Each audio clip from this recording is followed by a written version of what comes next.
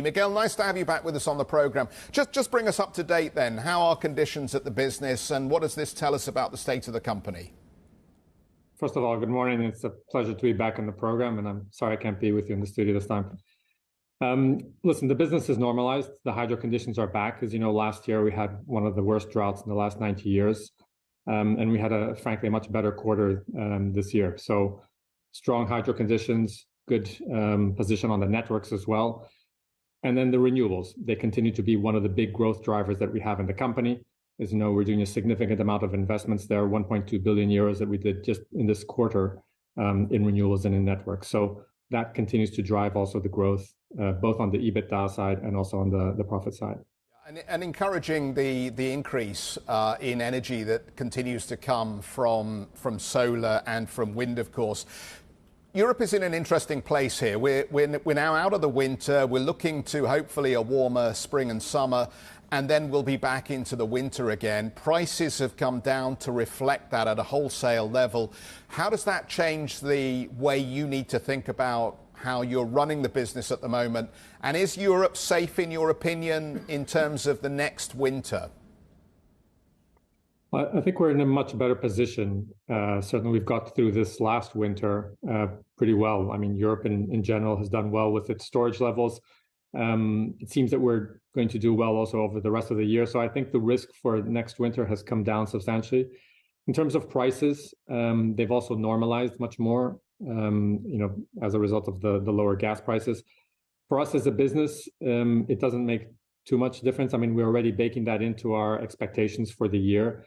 And when we came out with the Capital Markets Day about 2 months ago, that was already incorporated in a big part of our projections. So for us, we're looking at it as a solid start to the year, lower risk in general, and I think a good way to continue to grow in the renewables, which continues to be, even with these prices, a very, very competitive business. So I think that's really what is driving us over this next couple of quarters. Hey, Miguel, lovely to see you, sir. Look, the weather is the answer, i.e. using wind, using solar, but it's also the problem. And these droughts and these extreme weather moves we've seen in your backyard on the Iberian Peninsula, I mean, just quite extraordinary. Stunning drought, which hurt your hydropower operations. Then we get the water over the winter in most parts. And now we're talking about 40-degree heat potentially this early on in Spain as well.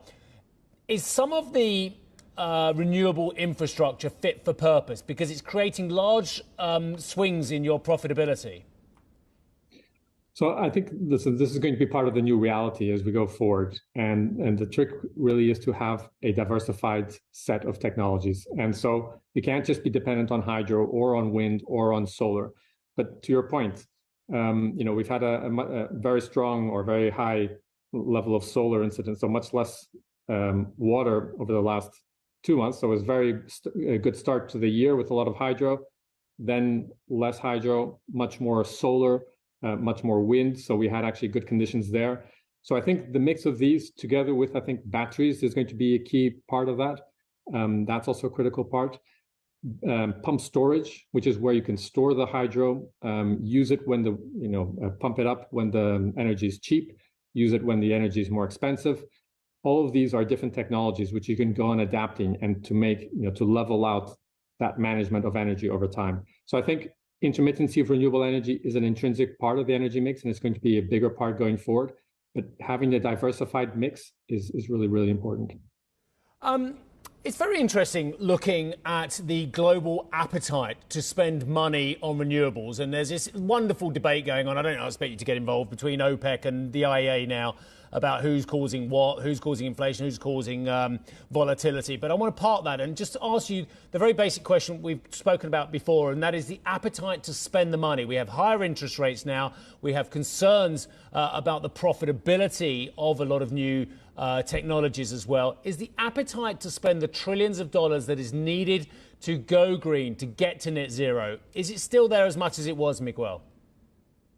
I think so. And just to give you a couple of data points, I mean, we just closed 1.5 gigawatts of secured capacity over the last 2 months. So that's taken us up to over half of the megawatts, so over 8 gigawatts that we had projected over this 4-year period. That's already secured. We've got 5 gigawatts under construction as we speak, and that continues to ramp up. And we're seeing that throughout the sector. So I think the willingness to invest is there. Investors are coming to us, and we just raised 2 billion euros 2 months ago to invest in the energy transition, so in renewables and in networks.